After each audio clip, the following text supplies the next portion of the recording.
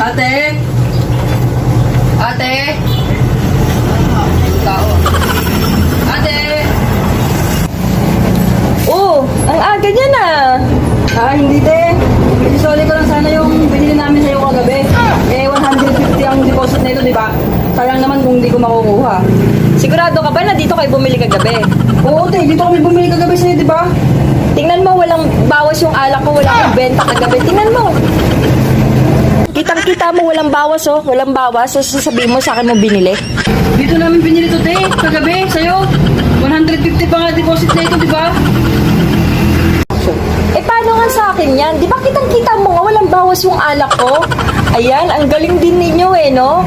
Pag sa ibang tindahan, doon kayo bibili ng alak. Tapos pag may deposit, dito kayo pupunta sa tindahan ko. Samantalang pag may bili kayo ng alak sa akin, nakikiusap kayo na ibabalik nyo. Ayaw nyo magpa-deposit. Yan ang